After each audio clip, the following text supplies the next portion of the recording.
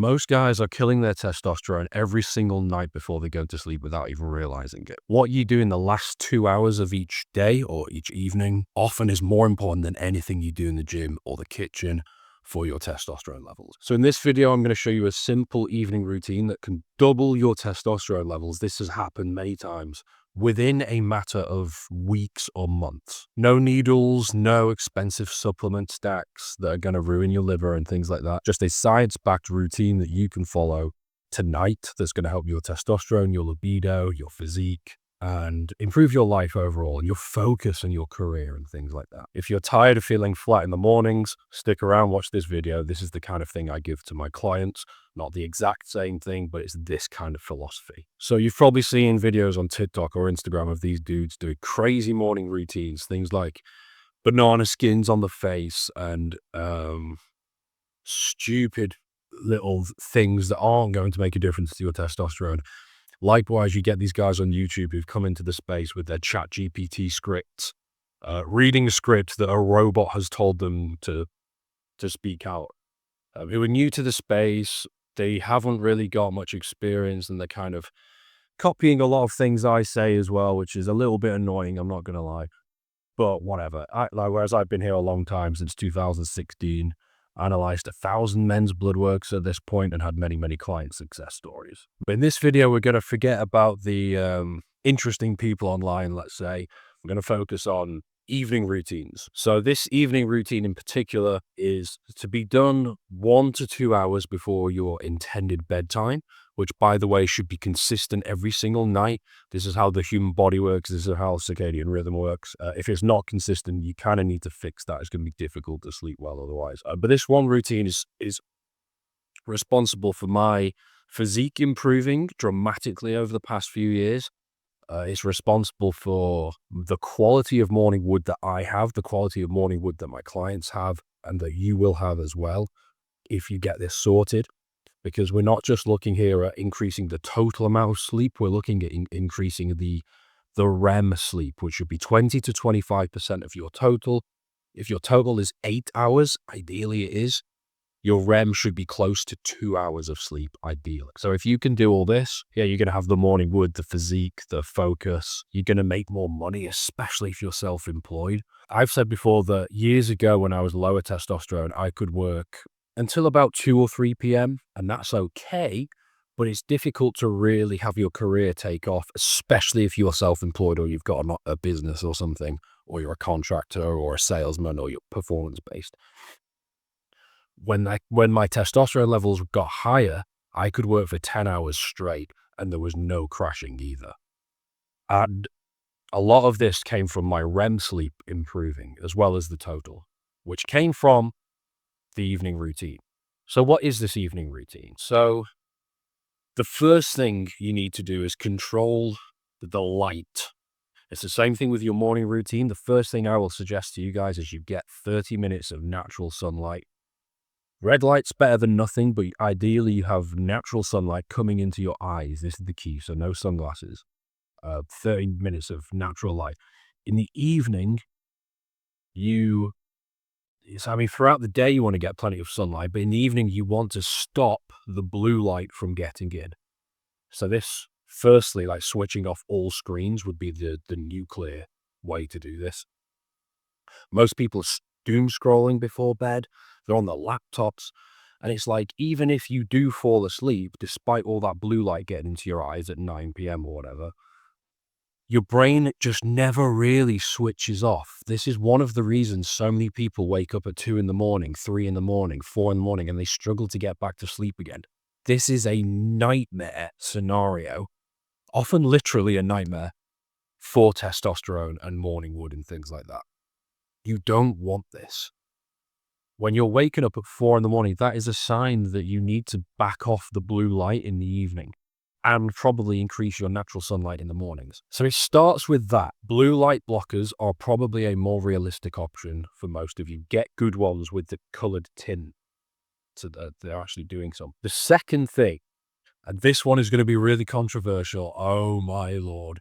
Since the 90s, we've all been hit with this low carb stuff. This is going to be very, very controversial, but I'm going to phrase it in a way that your brain can probably accept this, which is make sure your blood sugar levels are going to be decent, stable throughout the night. The problem with keto and low carbs and carnivore is that when you start to get leaner, your blood sugar will get too low overnight. This is probably the second biggest reason men keep waking up at 3 in the morning, 4 in the morning, and struggling to fall asleep again. It's because your blood sugar is too low. When your blood sugar gets too low overnight, the cortisol ramps up, and that's your body saying, go out and eat. Go and get some food or we're going to starve to death. That's the kind of bro science explanation behind it. You need your blood sugar levels to kind of stay relatively stable. So this means a few things. It means, one, don't go zero carb. It's not a good idea. Have some slow digesting carbs before bed with plenty of protein. Casein protein might have the edge over normal protein before bed. Carbs that have fiber. It's going to slow down the digestion, slow down that release of blood sugar into the bloodstream, and it's going to keep your brain calm and asleep throughout the night. So that is step number 2, and it's extremely important. Low carb fanatics are going to have a go at me over this, but it doesn't matter because I'm right. Step 3, after you've had your meal that is going to set your blood sugar for the night, is to have a sleep stack. This is not going to be the same for everyone. So these guys on Instagram and TikTok and YouTube gurus who've recently just come in with their ChatGPT scripts aren't going to have the nuance to say this. Not everyone responds to the same things. Magnesium, generally speaking, is going to be a good part of this stack. Magnesium bisglycinate especially. GABA tends to be good. L-theanine tends to be good. Those 3 tend to be synergistic as well. So GABA doesn't always cross the blood-brain barrier, but the other 2 help it to do so, especially if you've just had some carbs as well. A 4th one, and this is a huge maybe, is ashwagandha. Some guys do really well on ashwagandha. It brings the cortisol down. Some guys respond really weirdly to it. It makes them feel weird. Obviously, if you have a bad reaction to ashwagandha, don't ever take it again.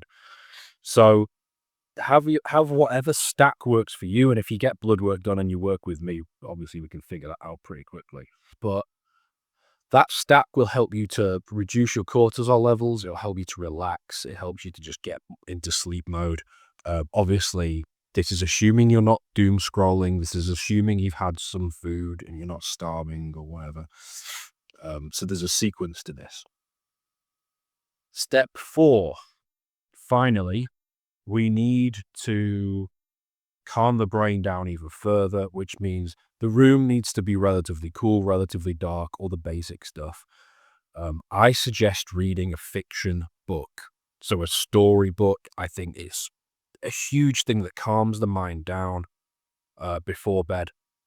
A huge problem that so many people do, and my girlfriend does this, and it ruins her sleep, is going to bed thinking about work.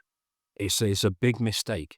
If you read a fiction book before bed, it switches off the part of the brain, the prefrontal, that's constantly calculating and planning and plotting and thinking about the things it needs to do. And it's a stress-inducing state to be in. You need to switch that off. A good fiction book is probably the best way to do this. Some guys like journaling and things like that. It's kind of up to you. A good fiction book, definitely before bed. Switch off that analytical, constantly thinking part of the brain. And you'll fall asleep faster, but you're also less likely to wake up at 3 a.m. If you're waking up at 3 a.m., you're not going to have morning wood or peak libido. You're not going to be gaining tons of muscle. This is a big problem, guys, seriously. So anyway, I've just been focusing on evening routines and REM sleep and things like that in this video. If you want to see my complete journey from 400 testosterone to 1020 naturally, obviously no TRT, check out this video.